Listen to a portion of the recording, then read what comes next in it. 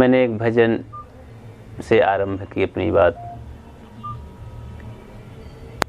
हिम्मत न हारिए प्रभु न विसारिए। प्रभु शब्द भी थोड़ा से इधर उधर बहकाता है, लेकिन समझदार के लिए कहीं नहीं बहकना है। शब्द जालम महाअरण्यम, शब्द जाल जंगल है, उसमें जो फंस जाता है उलझ जाता है, निकलने नहीं पाता। तो शब्द जाल में न उलझ करके वास्तविकता का पता लगाना चाहिए। कहाँ से बातें कही जाती, कहने वाला क्या कहना चाहता है, ये भाव भी हम जाने समझें, नहीं तो शब्द जाल में उलझ जाएंगे। फिर प्रभु शब्द हमें अगर घसीट ले गया आकाश की तरफ तो लटके रह जाएंगे वही बीच अधर में, पाएंगे नहीं कुछ। और अगर धरती तल पर प्रभु खोजेंगे तो बहुत है पासे भासे नहीं, नालत ऐसे जिंद, तुलसी ऐसे नलिन को भयो मोतिया बिंद। पास में हो और दिखाई न पड़े तो ऐसे जिंदगी बेकार है, नालत है। गोस्वामी जी कहते हैं ऐसे लोगों के आंखों में मोतियाबिंद हो गया है, ऑपरेशन करवाना चाहिए उनका। अब ऑपरेशन करने वाले मिले या तो लेंस लगवाएं, और दोनों हालत में लगवाने की जरूरत पड़ती है। तो होता है पर्दा, उसे हटा देते हैं डॉक्टर लोग, विशेषज्ञ लोग, अब फिर वैसे दिखाई देने लगता है। तो अज्ञान का पर्दा पड़ जाता है हमारे मन मस्तिष्क में, हमारे विवेक विचार की आंखों में। दो आंखें भीतर होती, दो आंखें बाहर होती हैं। इन आंखों में पर्दा पड़ गया तो यहाँ की चीजें दिखाई नहीं पड़ती। अब भीतर वाले आंख में जो विवेक विचार रूपी आंख है, उसमें पर्दा पड़ गया तो पाप पुण्य ज्ञान अज्ञान अच्छा बुरा कुछ नहीं सूझता है। फिर जो मनावे सोई सिद्ध है। तो हंसते मुस्कुराते हुए जिंदगी गुजारिए, हिम्मत न हारिए। हिम्मत नहीं हारना है, हिम्मत बंदे मदद खुदा है। हिम्मत करने वाले की मदद खुदा भी करता है, नहीं तो फिर यहाँ कोई करने वाला नहीं। हिम्मत गई तो खुदा भी पीठ दिखा करके भाग चलता है, क्योंकि कायर के संग सूर भागी हैं पर भागी हैं। कायर के संग अगर सूरवीर भी गया है लड़ने तो भी भाग खड़ा होगा कि इस मूर्ख के सामने क्या करना, अपनी बेइज्जती नहीं करवाना है, भाग चलो यहाँ से। तो सूरवीर के साथ में नीचे जाने वाले का हाथ नहीं पकड़ना है, नहीं घसीट के नीचे कर देगा, वो गिरा देगा खंदक में। हमें तो ऊपर चढ़ने वाले का हाथ पकड़ना है, नीचे नहीं देखना है। नहीं गहराई देखेंगे ना तो भय खा जाएंगे। हमें अपनी मंजिल की ओर चढ़ते चलना है। पर्वत पर चढ़ने वाला आदमी नीचे नहीं झांकता है, कितना ऊपर आ गया, कितने ऊपर आ गया, नहीं भयभीत हो जाएगा और कमर टूट जाएगी, नीचे आएगा, फिर ऊपर चढ़ता जाएगा। इसलिए अपनी शांत की दिशा में अभी सुने हैं धन और धर्म। धन क्या देता है हमें? धन पर भौतिक सारी उपलब्धि धन पर ही निर्भर है, और जीवन गुजर की तमाम चीजें भौतिक धन पर ही निर्भर है। ये जो वर्तमान का भौतिक सुख है बहुत कुछ धन के कारण है, और जीवन में जो आंतरिक मानसिक सुख मिलता है वो धर्म के कारण है। इसको समझ ले जैसे कोई वृक्ष हो, इस समय आम फल रहे हैं तो लदे हुए हैं, तो फल फूल हरियाली डाली किस पर श्रेय जाता है? ये आम जो फले हैं, फल फूल का, और ये हरे हरे पेड़ हैं जो लहलहा रहे हैं, किस चीज पर, उस वृक्ष के कौन सा अंग पर श्रेय जाता है? वो जड़ है। जड़ को काट देना तो फल फूल हरियाली डाली कुछ नहीं होगा। वो जड़ के बदौलत ही फलता फूलता है, लेकिन जड़ दिखाई नहीं देती है, जमीन के नीचे धंसी रहती है, गुप्त रहती है। ऐसे ही हमें धर्म दिखाई नहीं देता, लेकिन जीवन का जो कुछ हमारे अंदर सुख है वो हमारे जीवन का धर्म ही पुण्य की बदौलत है, वो जड़ है। इस बात को हम नहीं समझते हैं, इस जड़ को समझें। साहब कहते कोई राम रसिक रस पिए होगे, थोड़ी थोड़ी बात मैं कहूँगा पॉइंट पर। कोई राम रसिक रस पिए होगे, युग जियो होगे। राम रस क्या है? राम रस, काम रस, ऐसे रस होते हैं। और जहाँ काम रस होता है वहाँ राम रस नहीं होता है। जहाँ राम रस में आनंद मिलने लगता है फिर काम रस भग जाता है। जीवन में कुछ रस नहीं है तो जीवन सूखा सूखा, जैसे रसगुल्ला। रसगुल्ला तो जानते हैं, ऐसे बनता है।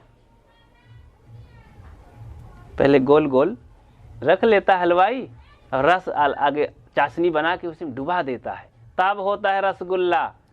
और गोल गोल जब गोल्ला रखा रहा तो उसको खाओ तो, एक बार मैं खाया तो मुख में फंस गया, गले में जाता ही नहीं था।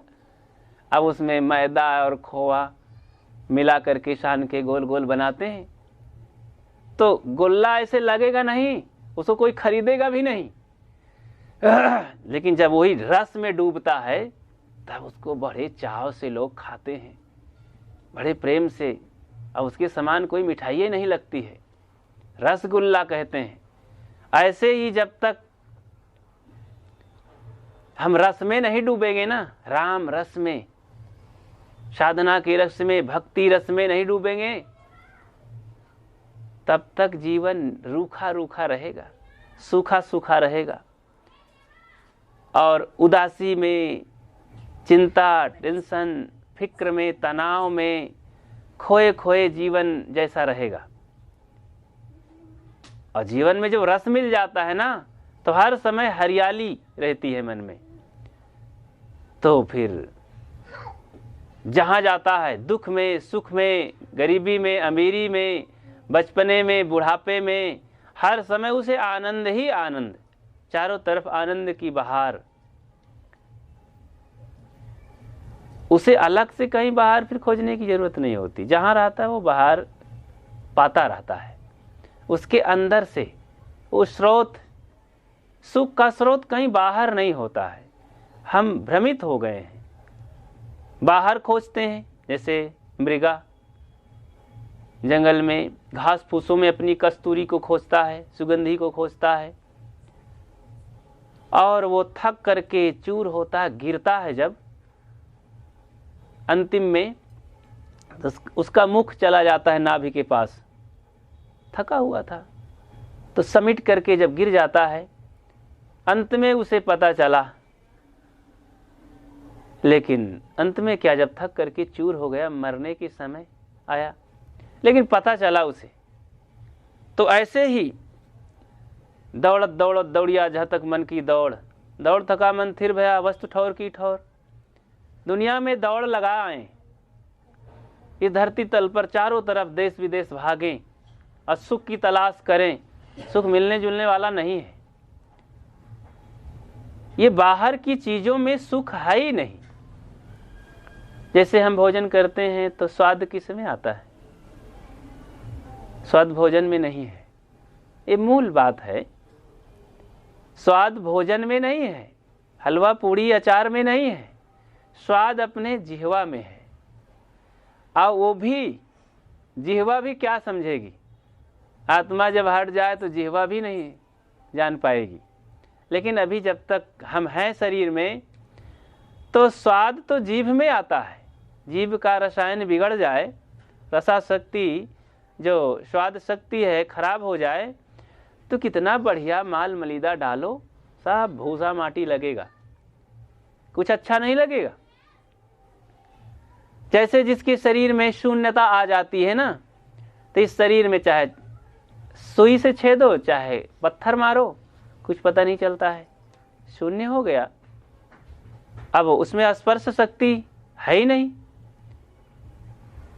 जब कान बहरा हो गया तो कुछ कैसे भी चिल्लाओ, लाउड स्पीकर लगाओ, चाहे कान में फुसफुसाओ, चाहे मशीन लगाओ, जब सुनाइए नहीं पड़ता, कान बेकार हो गया। तो सुनने वाला ही खराब औजार हो गया तो बाहर में आनंद नहीं है। कहते शब्दों में आनंद है और विषयों में आनंद है। आनंद तो भीतर है। जब सुख का स्रोत खुलेगा, जब भीतर स्रोत वो खुल जाएगा ना, तो आनंद ही आनंद है। बाहर हम थोड़े थोड़े सुख में पड़ जाते हैं और थोड़े सुख में पड़ करके उसी में व्यस्त हो जाते हैं। हम बड़े सुख को भूल जाते हैं। तो हम बड़े सुख की याद करें बंधुओं। बड़ा सुख है आत्म सुख, वो सुख की याद करें और काम करें उधर। थोड़े थोड़े सुख में, सांसारिक सुख में, विषयों के सुख में हम उलझ जाते हैं, बड़े सुख को हम पाते ही नहीं। जैसे हम चले थे प्रधानमंत्री से मिलने, अब बीच में तमाम उनके जो कर्मी लोग हैं, जो साथ में काम करने वाले लोग हैं, सहायक लोग हैं, चपरासी लोग हैं, उन्हीं से जाकर मिलने लगे और उसी में फंस गए, उन्हीं से दोस्ती बढ़ा लिए। तो प्रधानमंत्री कैसे मिलेंगे? तो चले थे आत्मा से मिलने, आत्मदर्शन पाने, महासुख पाने, लेकिन हम क्षणिक सुख में उलझ गए। साहब कहते हैं अल्प सुख दुख आदि अवंता, मन भूलान मैं गैर मन मनता। संसारिक सुख क्या है? अल्प सुख है। कोई भी विषयों का सुख है, देखने में, सुनने में, खाने में, पीने में, स्पर्श करने में। दुनिया के तमाम सुखों में से हम देखेंगे कि ये सब क्षणिक सुख है, आया गया आया गया। बचपन से, बचपन के लोग, बच्चे लोग अभी नहीं समझ पाए हैं, तो बूढ़े लोग तो जानते हो कितना सुख बटोरे हैं। खाते खाते कितना सुख पाए, और कपड़े पहन करके कितना सुख पाए, शरीर को सुंदर बना कितना सुख पाए। कहीं कुछ गठरी ढेर हमें है नहीं, वैसे के वैसे रह गए। अभी भी एक बूढ़ा अपनी बूढ़ी से कहता है तो क्या रे कैसा तू भोजन बनाई है रे, कुछ इसमें है ही नहीं। तो और किसी दिन शायद अच्छा स्वाद बन गया, वाह ऐसा भोजन तो मैं आज पहली बार कर रहा हूं। जीते खाते बूढ़ा हो गया 90 साल का, लेकिन आज फिर कहता है पहली बार खा रहा हूं, जबकि कई बार खा चुका है ऐसे। लेकिन उसके स्वाद में ऐसा फर्क पड़ रहा है कि आज पहली बार। तो ऐसा कहते कहते एक दिन मर जाता है, दुनिया से चला जाता है, लेकिन उसका स्वाद पूरा नहीं होता है। तो स्वाद, सुख बाहर नहीं है, सुख भीतर है। उस सुख जहां से स्रोत है उसका पता लगाएं। ये आत्मा में ही सुख है। आत्मज्ञान, आत्मा आनंद के समान, आत्म सुख के समान और कहीं दुनिया में सुख नहीं है। इसलिए इस सुख को जाने और बाहर के सुख को भी जाने कि ये क्षणिक है सुख, लेकिन क्षणिक सुख है, मिट जाने वाला है, नष्ट हो जाने वाला है। और इस क्षणिक और नश्वर सुख के पीछे हम जो शाश्वत सुख है, अजर अमर वाला सुख है, इसके चक्कर में क्यों पड़े? हमें कोई बड़ी नौकरी दे रहा है, तो अभी चपरासी की नौकरी कौन करे? हैं? ऐसा करते ही नहीं, तुरंत छोड़ करके दूसरे में भर्ती हो जाते हैं, प्रयासरत रहते हैं कि नहीं बड़ी नौकरी करना है। जैसे आपको कोई अगर 10,000 रुपये की तनख्वाह वाला हो कोई काम कि भाई आपको 10,000 रुपये देंगे, तो आप ये 2-4 हज़ार रुपये की नौकरी क्यों करेंगे? छोड़ देंगे ना। तो बनिया का पूत लाभ में गिरता है। बनिया का पूत लाभ में कैसे गिरता है? इस पर सुने होंगे, फिर सुन ले। बनिया होता है धन का लोभी, कमाता है, अपने बच्चे को वही सिखा देता है, संस्कार भर देता है। तो एक दिन की बात, अपने बच्चे को भेजा एक सेठ कि जाओ बेटा बाजार से घी खरीद कर लाओ। पैसा दिया, एक बर्तन दिया, जाओ इसी में खरीद कर लाओ। तो घड़ा लेकर के बाजार गया, देसी घी 5 किलो घी खरीद करके वहां से चला आ रहा था। वो पैदल का जमाना था, सिर में रख करके बच्चा आ रहा था। रास्ते में देखा कि एक नोटों का बंडल पड़ा हुआ था। तो देखा तो उसको लगा अरे ये तो बहुत ज्यादा नोट हैं, ये तो कई हजार है इस नोट बंडल में। लेकिन आगे पीछे देखा तो लोग आ जा रहे थे, राही लोग, रास्ता था। बोले मैं इसको झोंक करके अगर उठाऊंगा नोट के बंडल को तो पीछे वाला आदमी देख लेगा और फिर मुझे बच्चा समझ करके दांव पेंच लगा के छुड़ा लेगा, ठग लेगा। तो क्या करूं? तुरंत उपाय सूझा और लड़खड़ाया धूल में, घी के घड़े को फेंका धूल में और घी का घड़ा वो गिरा, फूट गया, घी बिखर गया। तुरंत लोट पोट करके नोटों का बंडल छाती से लगाया और जेब में डाल लिया, धूल लगा लिया ऊपर और आंख मींजने लगा, रोने लगा। आया पीछे से आदमी, देख करके बड़ी दया करुणा लगी कि बच्चा देखो गिर गया, धूल में सन गया और इतना कीमती घी जमीन में गिर गया, बहुत बड़ा नुकसान हुआ। हाय हाय करके कहा कि बेटा तू कहाँ रहता है? बोला अरे इसी गांव में फलाने सेठ का बेटा हूँ। ओहो बहुत बड़ा नुकसान हुआ, उस सेठ को तो हम जानते हैं। तो आगे बढ़ गया, साइकिल से गया, वहाँ सेठ को बताया अरे सेठ जी आपका बेटा आ रहा था, गिर गया रास्ते में, घी सब बर्बाद कर दिया, बहुत बड़ा नुकसान कर दिया। तब सेठ वहीं से बैठे बैठे चिंतन किया कि बनिया का पूत लाभ में गिरता है, ऐसे तो गिरता नहीं है, जरूर कोई लाभ हुआ होगा, चलूं देखूं। ऐसा सोचा और चल पड़ा सेठ। जैसे गांव के बाहर आया, दूर से देखा कि आ रहा है, चेहरा खिला हुआ है, प्रसन्न है। तो बेटा भी देखा कि मेरा पिता ये देख रहा है, तो दोनों का चेहरा थोड़ा सा अंदाजा लगा कि नहीं मेरा बेटा लंबी फाल बढ़ा रहा है, कूदते हुए आ रहा है, लगता है लाभ ज्यादा हुआ है।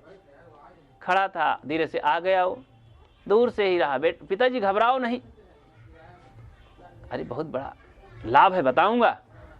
तब सेठ ने कहा अरे बेटा मैं तो पहले ही जान गया था कि बनिया का पूत लाभ में गिरता है, हानि में नहीं गिरता है, जरूर कोई लाभ। आया पास में तो कान में बताया कि कई हजार का लाभ हुआ, चलो चलो घी खराब हो जाने दो। खुश हो गया पिता और हाथ पकड़ करके बेटे का और हंसते हुए आगे बढ़ गया। तो बनिया क्या है? ये आत्मा बनिया है, एक पूत मन है। ये मन जहां लाभ समझता है ना वहीं गिर जाता है। संसार की चीजों में लाभ समझा तो यही सत्संग भजन सबको छोड़ करके इसी में लाभ लेने लगा। लाभ है नहीं लेकिन ले रहा है, उसको लाभ निश्चय हो गया, इसमें लाभ है, इसी में आनंद है, इसी में मजा है, सब उसी में। सारा कष्ट सह करके, सारी दुर्दशा सह करके आनंद लेने में जुटा है। तो जैसे एक मधु छत्ता लगा था, मधुमक्खियों का छत्ता, और एक ऐसा आदमी, दुखी आदमी लड़ाई झगड़ा करके भागा था और दुख से पीड़ित होकर के और वहीं गया, वृक्ष के नीचे बैठ गया था। तो ऊपर देखा तो मधुमक्खी का छत्ता लगा था। अरे ये तो मधुमक्खी का छत्ता लगा है। बस देखा कि एक एक बूंद टपक रहा है, तो मुख फैला दिया।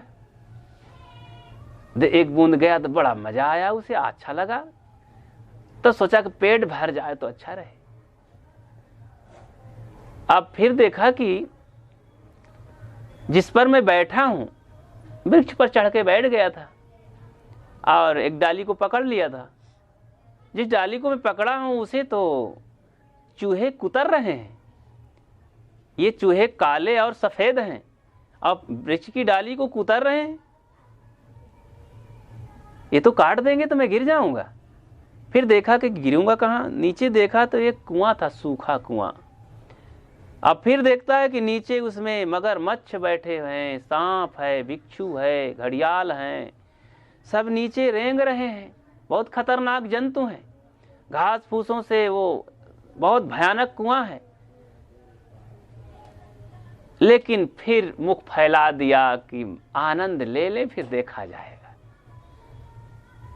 ये सब देखते हुए भयानक दृश्य उसके सामने, वो चूहे कुतर रहे हैं उस डाली को, मधुमक्खियों का छत्ते से बस एक एक बूंद टपक रहा है कि 1 घंटा में गिर रहा है, अब पेट भरने के चक्कर में निरर्थक समय गंवा रहा है।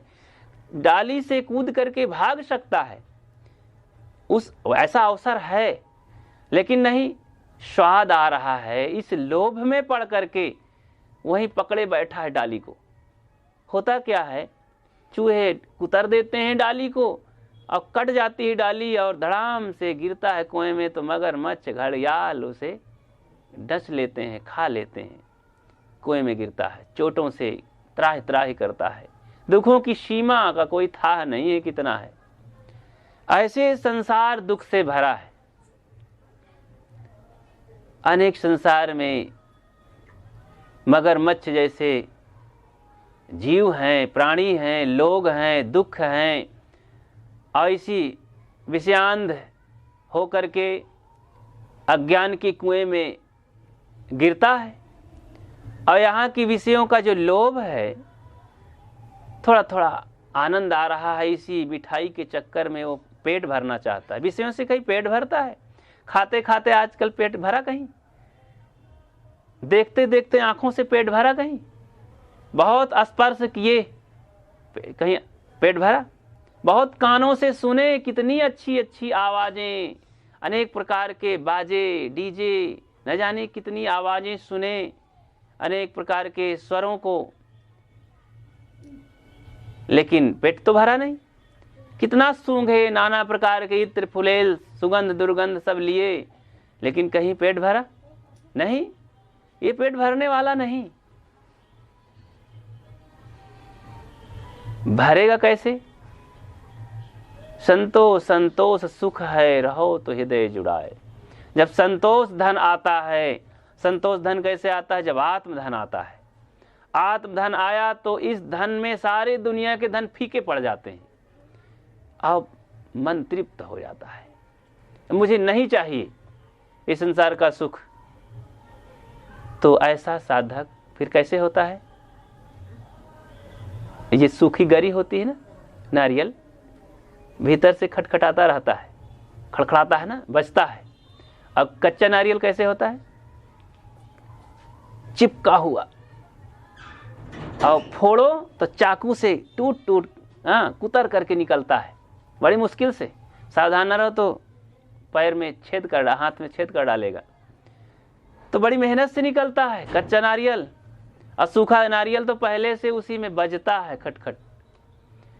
तो ज्ञानी पुरुष जब आत्मसंतुष्ट हो जाता है, इसी संसार में जीवन गुजर करते हुए कमाते धमाते मस्त रहता है, दुनिया से अलग रहता है वो, और निश्चिंत निष्फिक्र निर्दोष रहता है, सूखे नारियल की तरह दुनिया में रहते हुए दुनिया से अलग रहता है।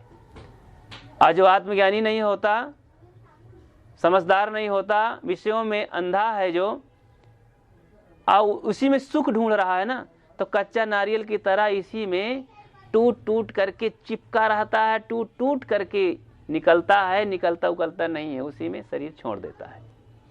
तो कच्चा नारियल की तरह नहीं बनना है, हमें पका नारियल, ठोस सूखा नारियल बनना है, गोला नहीं बनना, रसगुल्ला बनना है। तो आत्मज्ञानी कैसे बने?